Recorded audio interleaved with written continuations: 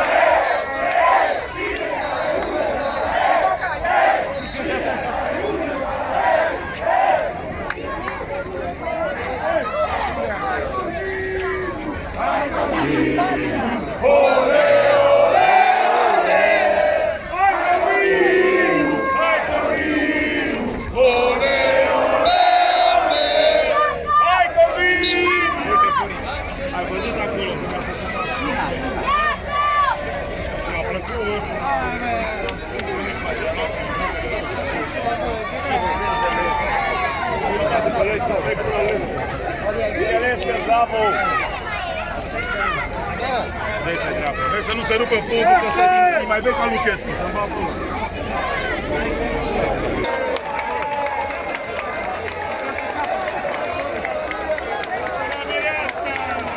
Da pe cap! Mireasa, Corinel!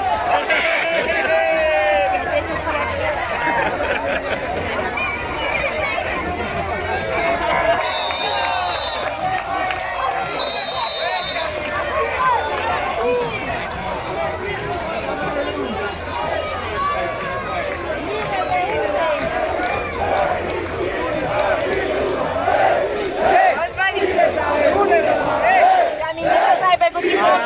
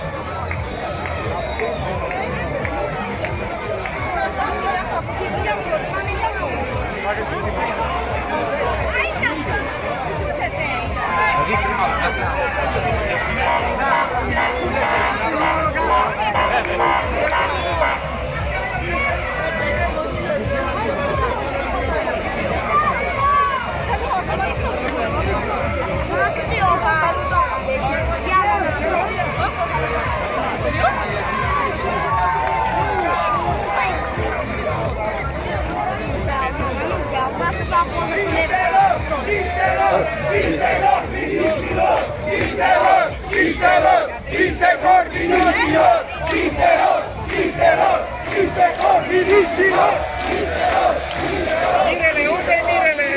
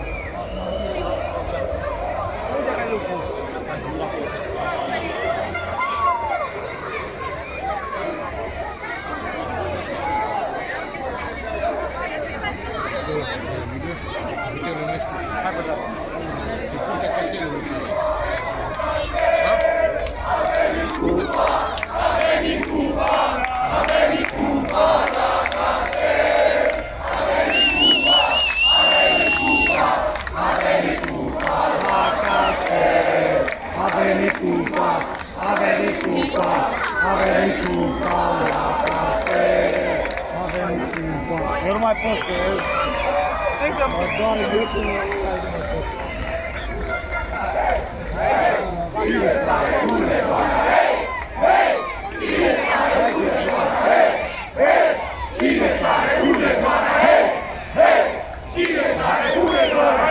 Vreau să strig, dar nu mai pot.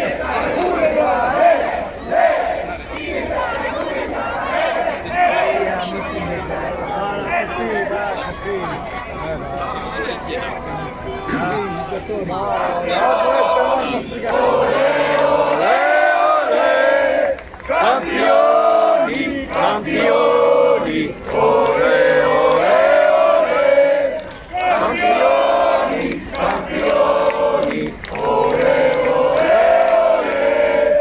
Campioni,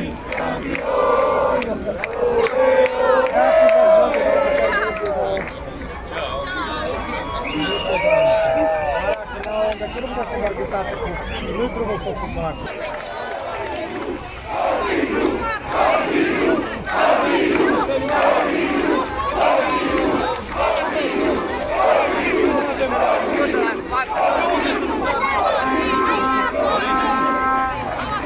Da, mă, copiii fotbaliști.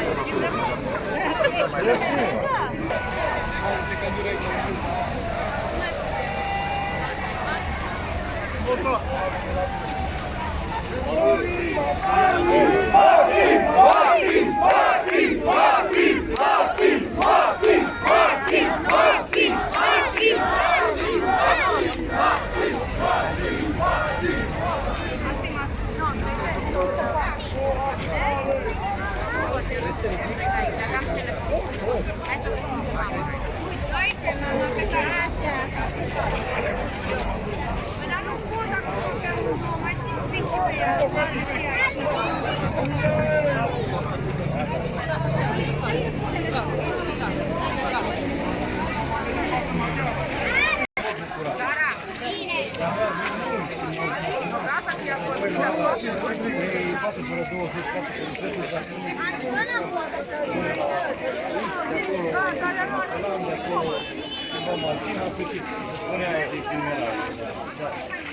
Atunci am început. Ei, în momentul în care am început,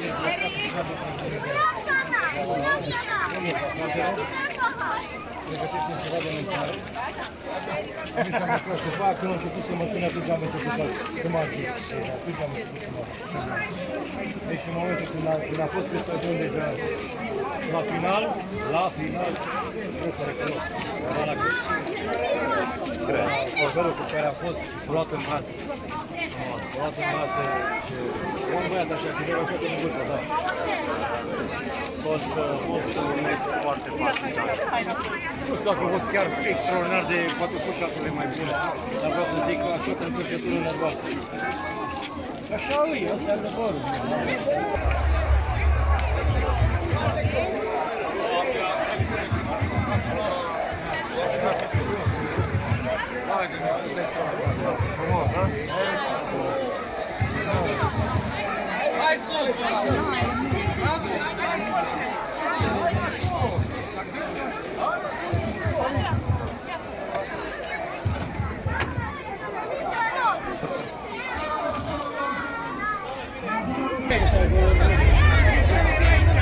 Hai să încercăm să vedem.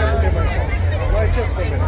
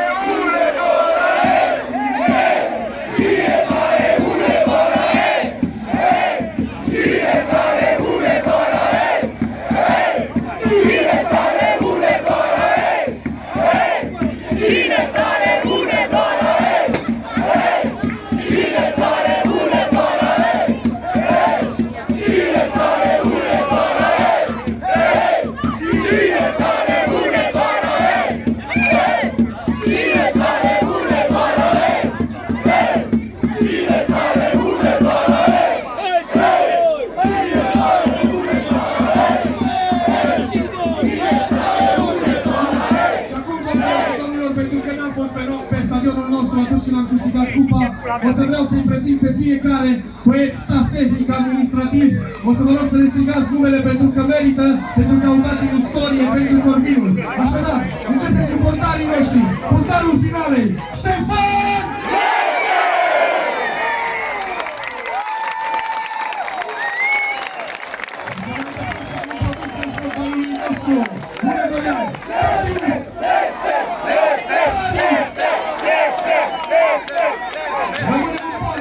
Și ajungem la Cristi! Cristi! Mergem pe linia de fund la numărul 13, Flavius! Flavius! Ajungem în zona centrală din apărare. Eroul finale cu numărul 6, Viorel! Viorel!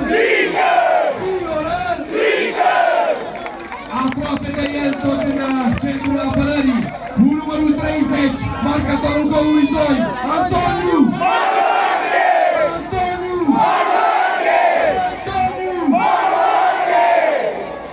Ajungem în banda stângă, la numărul 98, Mihai!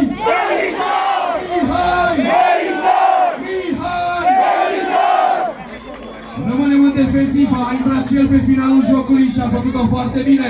Cu numărul 3, Ionuț!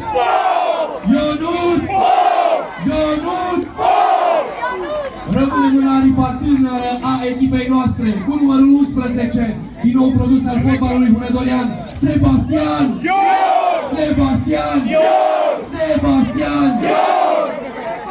Mergem mai departe, la numărul 18, Timotei!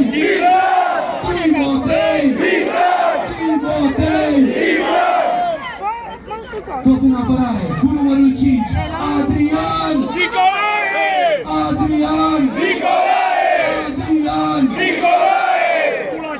Ajungem tot la ultimul jucător produs al centrului nostru de junior, cu numărul 15, Alexandru!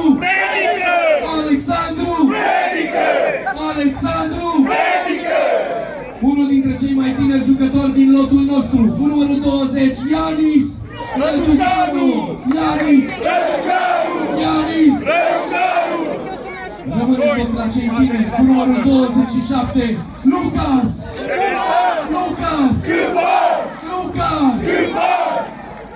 Ajungem la mijlocul terenului, cu numărul 33, Marius!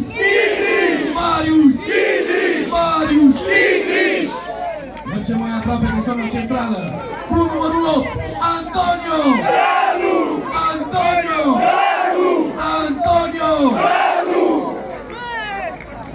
Aproape de egal pe partea stângă, cu numărul 19, Nicolae!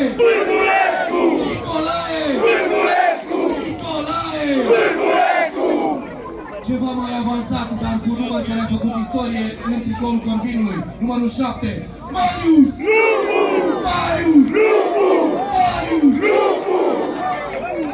Dacă mai punem un 9 în fața numărului 7, avem numărul 97, Denis!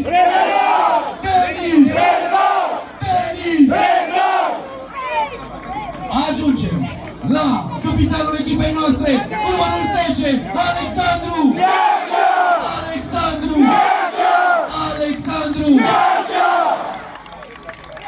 Chiar dacă nu este alături de noi în această seară, trebuie să-i strigăm și lui numele, este golgheterul echipei noastre, cu numărul 9, Marius!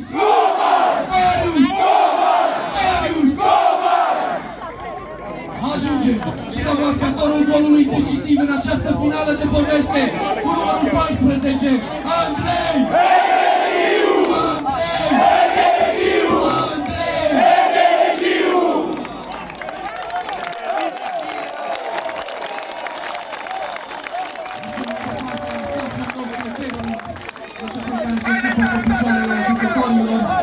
Este vorba de masior, unul din cei doi masiori ai clubului nostru, Ovidiu Marin!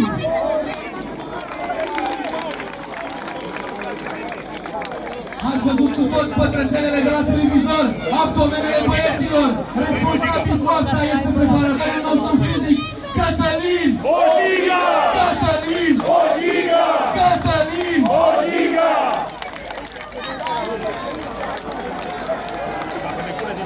Lucrează cu 3 indiferent de cuminți, este și el responsabil pentru ceea ce s-a întâmplat în finala Cupei României. Antrenorul nostru cu portarii, Cristi Preda! Cristi Preda! Cristi Preda! Mergem mai departe. Mâna dreapta lui Florin Maxim, chiar dacă ei toți formează un tot unitar acolo, stafful tehnic, antrenorul nostru secund, Tinu Magici! Tinu Magici! Tinu Magici! Până să ajungem la unul dintre personajele foarte importante ale serii de astăzi, directorul nostru tehnic, omul bun la toate, directorul nostru sportiv, team manager, Anton Eleșteanu! Anton Eleșteanu! Anton Eleșteanu!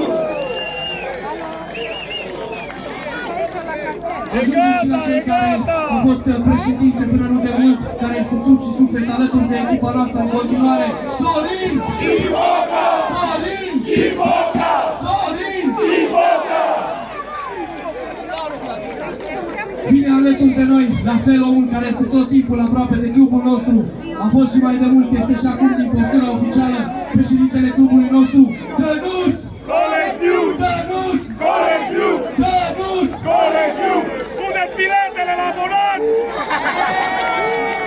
Ajungem și la unul dintre oamenii care s-a implicat la fel, trup și suflet, a promis că va aduce jucători de mare valoare la Hunedoara, antrenor de mare valoare, cupa la Hunedoara, este vorba de Bogdan Apostu! Bogdan Apostu!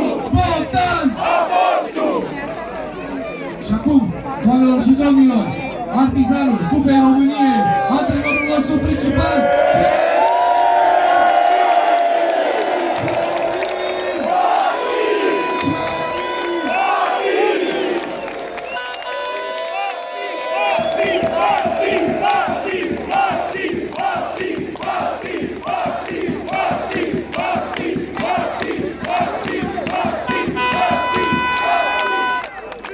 acum o să-l invit alături de noi pe scenă, domnul Crezut, foarte mult care și Corvinul Hunedoara, este motorul acestei echipe, operele care nu s-a putut face prin acest fus frumos.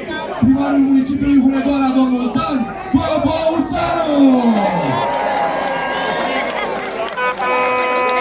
Cel care aduce cupa la Castel!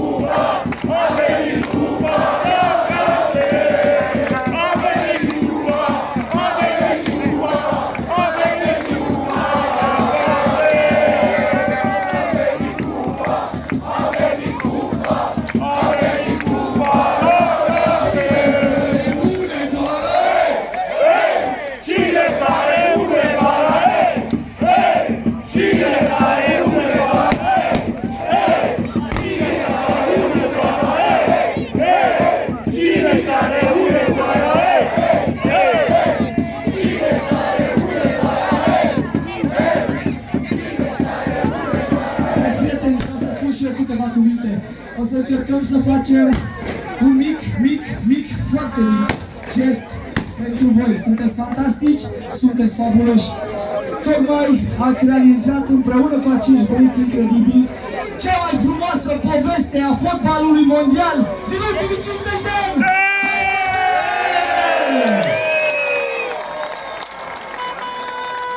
Și pe care de consecință, eu personal îmi scot pălăria în fața lor, îmi scot pălăria în fața acestui primar incredibil și am unei echipe fantastice.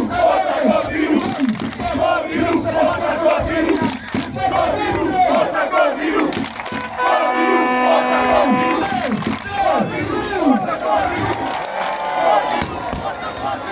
Să cântăm cu toții, să ne audă toată România! Hai Corvinu! Hai Corvinu! Ore! Hai Corvinu! Hai Corvinu! Ore!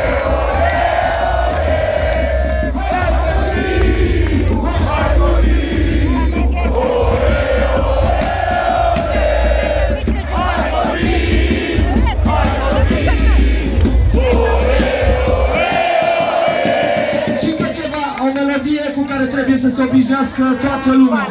Ole, ola, ole, ole, ole, ola, aplausos campioana! Ole, ole, ole, ola, aplausos campioana!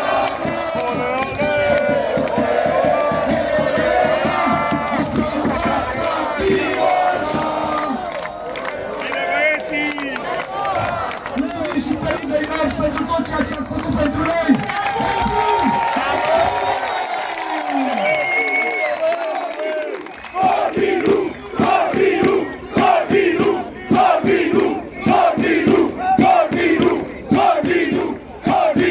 Sunteți să spunem ceva reciproc!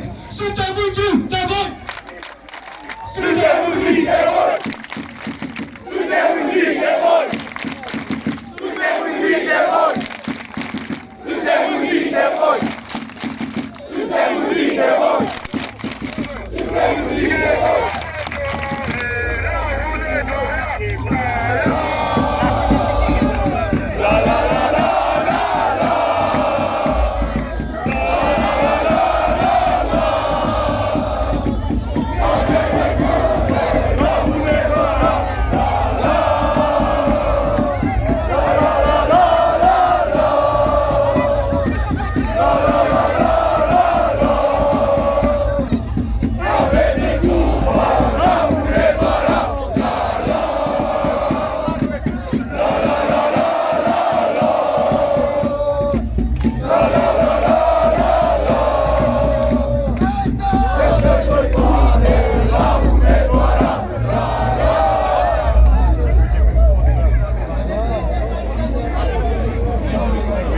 Corbi pe castel.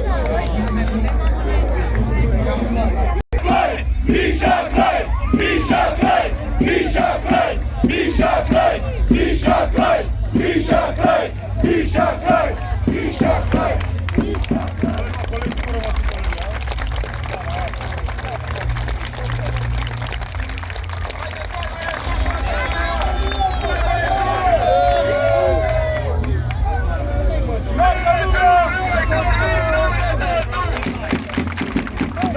Pentru noi copilul e totul! Pentru noi copilul e totul! Pentru noi copilul e totul! Pentru noi copilul e totul! Pentru noi copilul e totul!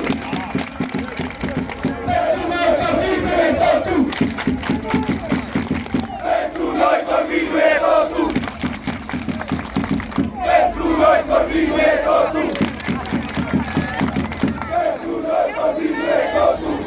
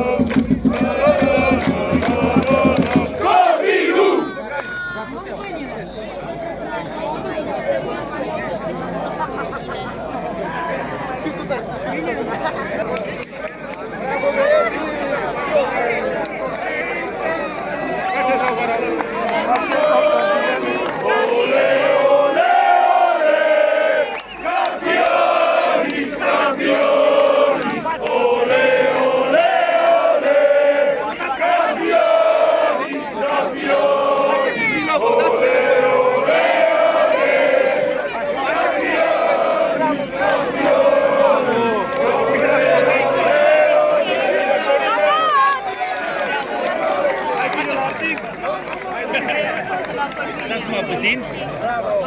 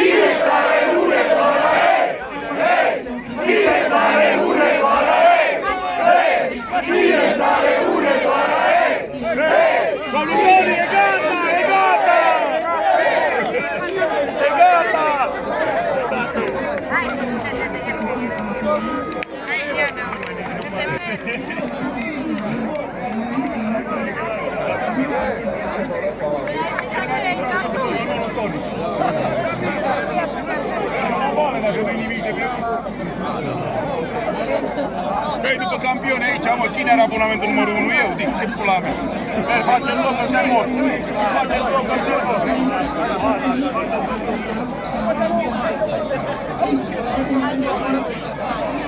Oamenii nu pot să înainte.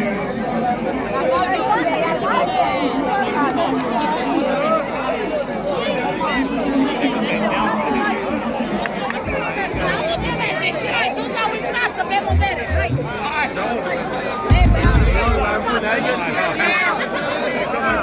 Ce e acolo? Mai are ce e acolo?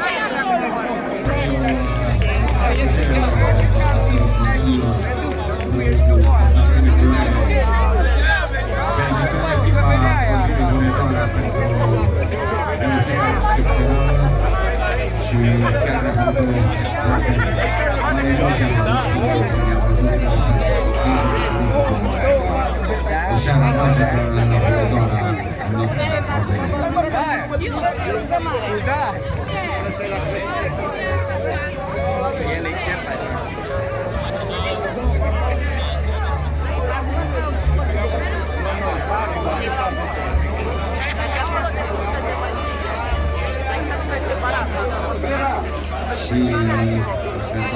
făcut o foarte mare elogie o seară magică la Vălădoara în noaptea Cruzei.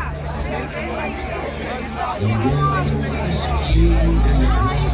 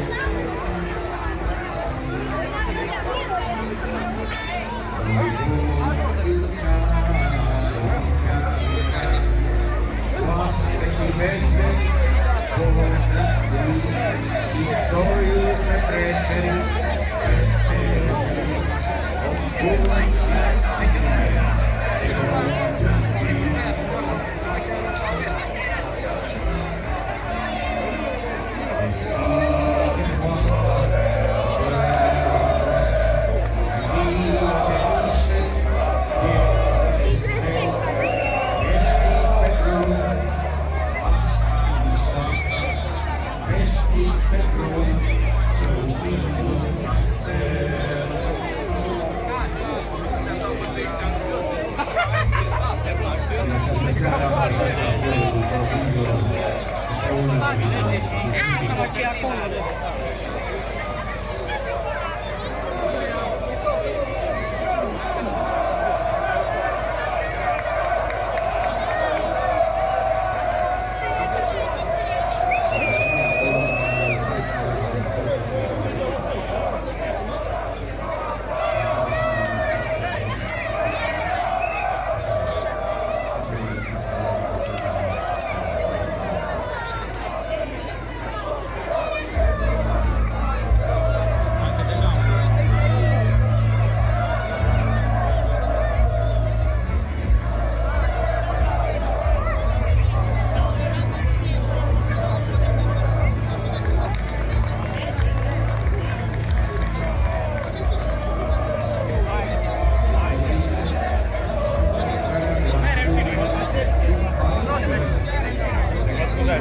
Iarăși!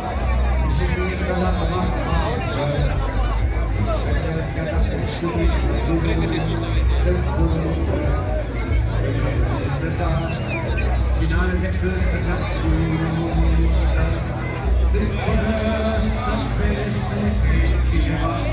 Hai să vedem ce asta.